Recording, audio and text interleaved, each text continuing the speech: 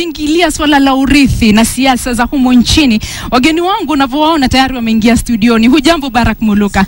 Ni Barak Muluka ambaye ni mchambuzi wa masuala ya siasa, si mgeni katika studio zetu. Hivyo usiende mbali na Daktari Morris Mbondenya ambaye pia ni mchambuzi wetu. Kila siku ya Ijumaa kwenye bunge lako huwa tunajadili mambo ambayo yanakuathiri au yanakutatiza katika jamii, hasa kuambatana na uongozi wetu, uongozi wa taifa, ambapo hii leo mada yetu kuu ni siasa za urithi humu nchini. Tunaona kwamba mtu anapofariki jamaa yake anamrithi, babake anapofariki mtoto wake anamrithi. Je, siasa hizi ni demokrasia au ni hujuma kwa mwananchi? Msiende mbali, hebu tupate kionjo cha wale ambao wameweza kuwarithi, ima iwe ni baba zao yao ama ndugu zao, mabwana zao, bibi zao. Hebu tupate kionjo kidogo kwenye Super World tuone ni kina nani.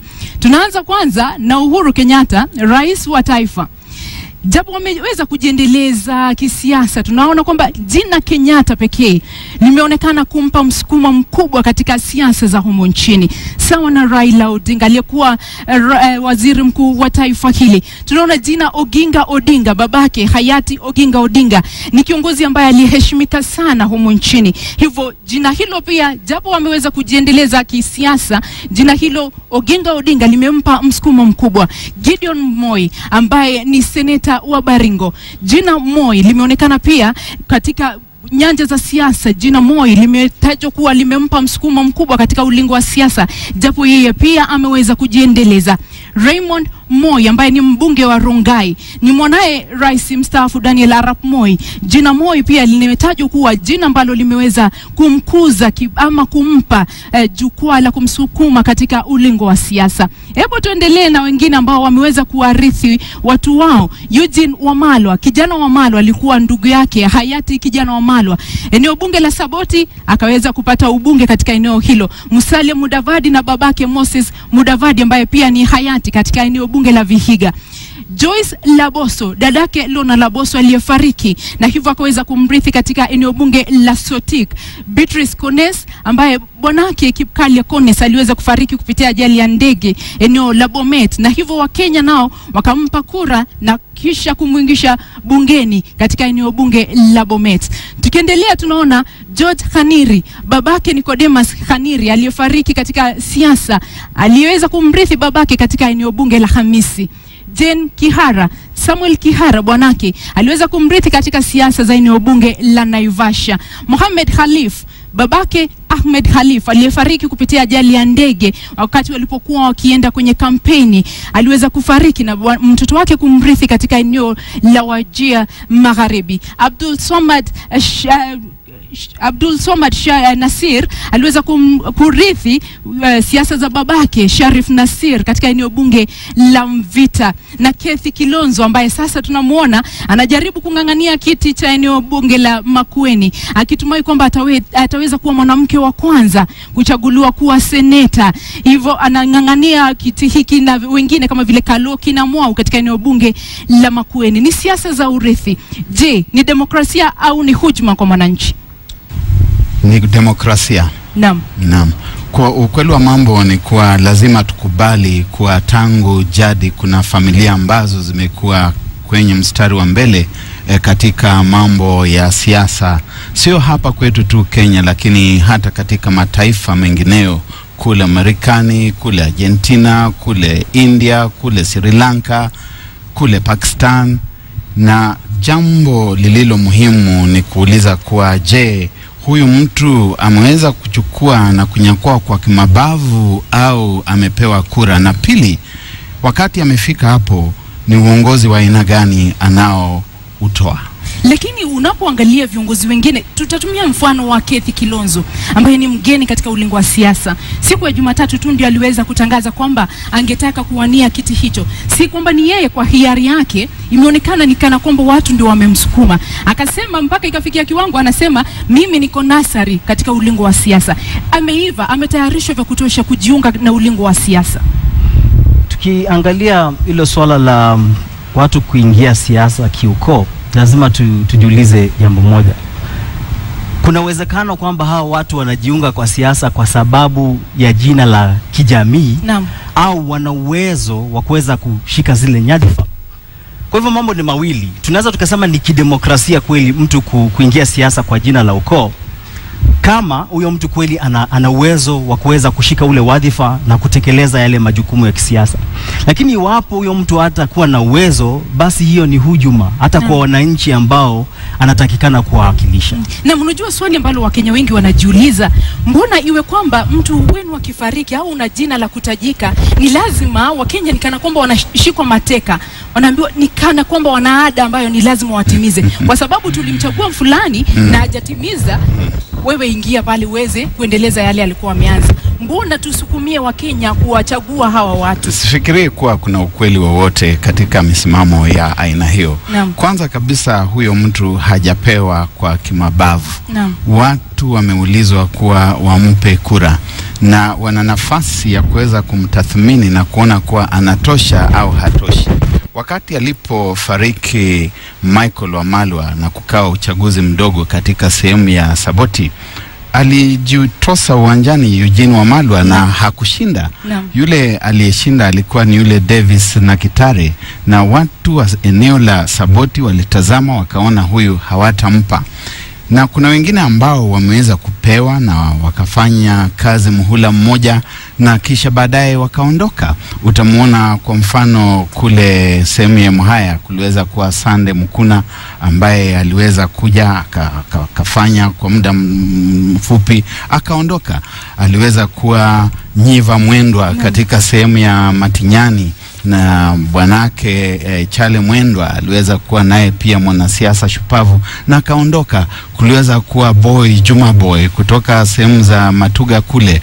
Na wakati ambapo wananchi wanaona kuwa hawezi, hawamtaki tena, wanamuondoa. Ukweli ni kuwa kuna familia za kisiasa.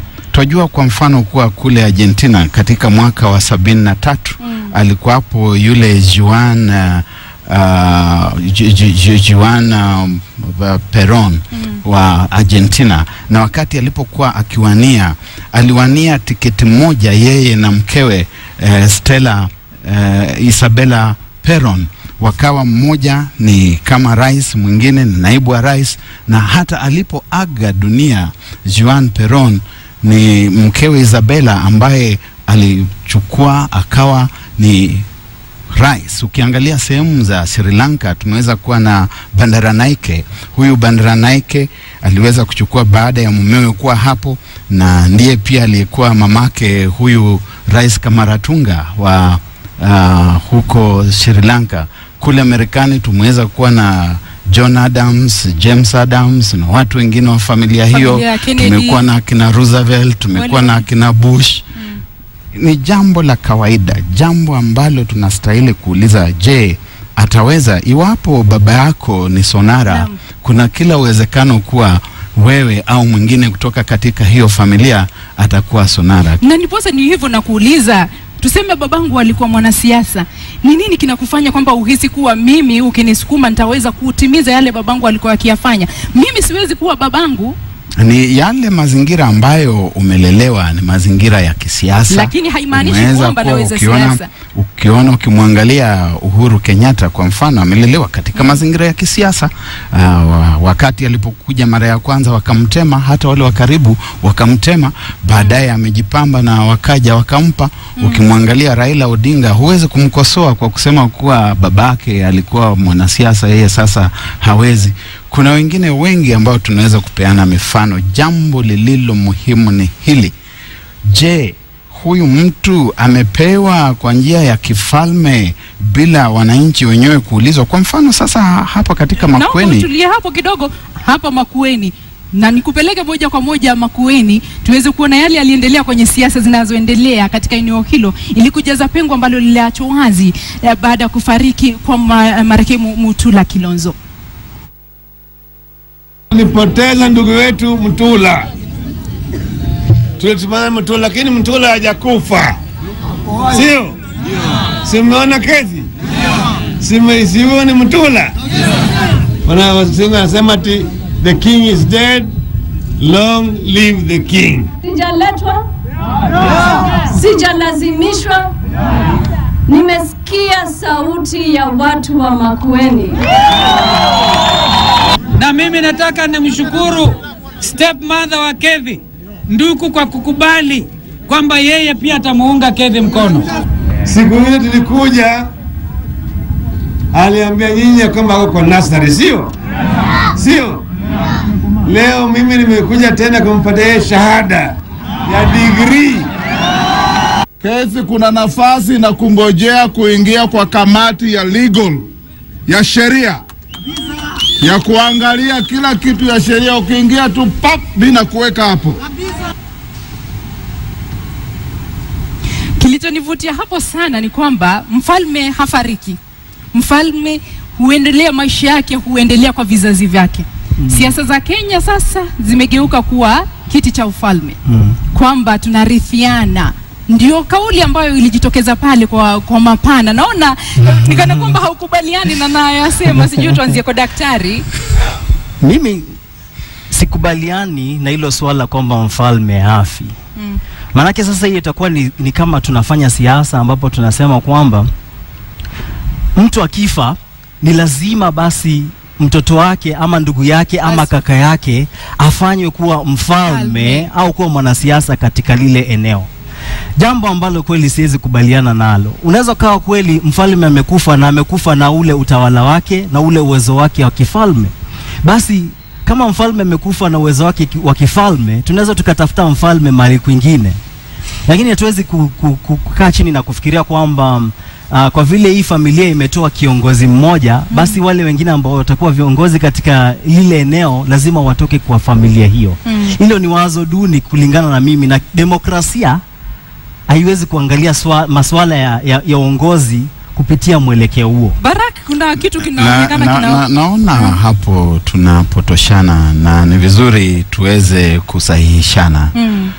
Hii ni demokrasia. Hawa wameweza kumkita huyu Kethi kwa mfano katika huu uwanja wa siasa kupitia hiki chama kimeweza kusema ni huyu Kethi. Lakini sio yeye peke yake ambaye yumo uwanjani. Lakini ukitaka tumtumie Kethi, kuna wengine. Naomba nikukatize hapo tuweze kujadiliana kwa sababu naam, nitakupa muda, lakini waona unatueleza kwamba ni demokrasia. Lakini Kethi mwenyewe hakujitokeza pale akasema mimi nataka kumrithi babangu. Ni watu fulani wanaomsukuma. Amesema hakuletwa, ndio hakubebwa na mtu yote, alijibeba mwenyewe, lakini nilisikia sauti ya watu wa Makueni. Katika siasa usaidia iwapo utasikiza sauti kutoka kwa watu ambao wanatoka katika hilo eneo unalotaka kugombea. Kuna wengine ambao wamejitosa uwanjani pasi na kuwa wamesikia sauti ya mtu yeyote na akawa wanajikuta huko uwanjani kwenye hilo sanduku na kura 12 peke yake. Uliweza kuona watu wengi ambao waliingia uwanjani wakitafuta kura za urais na waliamini kuwa walikuwa ni maarufu sana, lakini walikuwa wanasikia sauti zao wenyewe. Ukweli ni kwamba kuna umati wa watu pale, si tumewaona wakati anaposema si wameshangilia. Lakini labda huwa wanashangilia pale kwa sababu kuna viongozi wale wanawatamani sana, mashujaa wao wa siasa, labda kwa sababu wanawaona pale wanajaribu kuwaridhisha. Inaweza kuwa hivyo. Yuko na kitu ndipo akamuona, kwa sababu hata katika hiyo familia kuna wengine. Mbona ikawa ni yeye? Mbona wasije wakawa ni wale hata wakubwa wake? Tukiangalia siasa za kulimbikiziwa ama demokrasia kulimbikiziwa, utaona jambo moja. Hakuna mfumo ambao utatumiwa kwa kuchagua yule mtu ambaye atakuwa ndiye yule anaitwa flag bearer kwa kizungu. Utaona watamfuata mtu mmoja kwa jamii. Kethi labda amechaguliwa kwa vile aliweza kusimama katika wakati ule wa kesi. Katika familia wakaona aliweza kusimama vizuri na akaongea. Na mara kwa mara utakuja kuona katika hizo siasa za kulimbikiziwa wanamchagua yule mtu ambaye anaweza kaongea, anaweza kujitokeza. Alafu wanaenda kumwambia kwamba sasa wewe utasema kwamba wananchi wamekufuata wakakwambia kwamba ni wewe utakuwa kiongozi wetu. Lakini mara kwa mara utakuja kugundua kwamba labda huyo mtu hana msukumo wowote wa kuingia katika ile siasa. Lakini ni kwa vile amefuatwa na vigogo wa kisiasa ili kuweza kuambiwa kwamba wewe ndio unafaa na unatosha, ndipo sasa yule mtu anajitoa, anaingia katika ulingo wa kisiasa. Na ndipo sasa Wakenya wengi pia wanahisi ni kana kwamba wanasiasa wetu huwa ni kama wanawateka nyara wa Kenya, kwamba huyu jamaa iwapo mlimchagua babake ni kama kuna ada ambayo ni lazima mtimize kwa kumchagua mtoto wake. Mbona tuwateke wa Kenya mateka kwamba kwa sababu tulichagua fulani lazima tumchague mtu kutoka familia yake? Hatuwezi kuwateka mateka kwa sababu kuna viongozi wengine 3, 4 hivi ambao wamejitokeza. Na kura itakuwa ni katika debe. Na kila mpiga kura yuko na yake mmoja. Kwa hivyo watasikiza huyu, watasikiza wale wengine, na hatimaye wataweza kuchagua.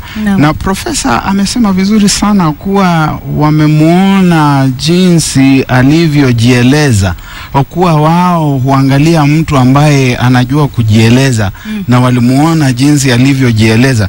Tayari hivyo ni vigezo ambavyo vinaonyesha kuwa huyu mtu anaweza kuwa ni kiongozi. Lakini labda wamemuona pale kwa sababu alikuwa kiongozi kutoka familia ambayo imetajika. Je, wale wakina Yahe wataweza kupata viti hivyo? Watarithi kutoka kwa nani? Babangu ni carpenter, nitarithi lini? Walio wengi katika uongozi ni wale ambao tunawaita akina Yahe.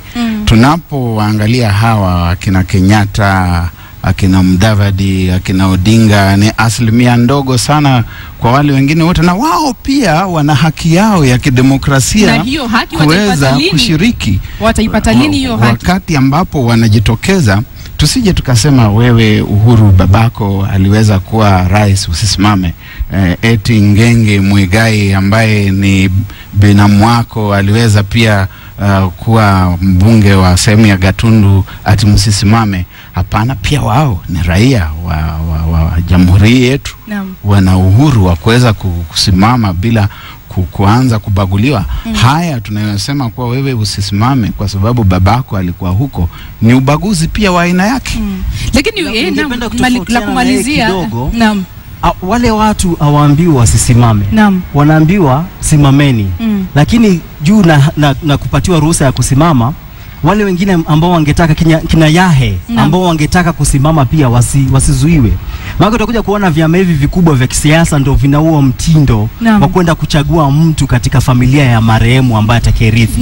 Lakini kama wangekuwa na mfumo wa kidemokrasia ambao unaruhusu mtu yeyote ambao anaweza na anataka kwenda kugombania kiti kile apatiwe ile fursa, tungeona kwamba wale ambao wanatoka kwa familia ya marehemu labda wasingekuwa na hata nafasi ya kuweza kutawala. Kwa sababu gani? Labda hawana vile vigezo ama ule uwezo zaidi ya watu wengine ambao wako katika lile eneo bunge.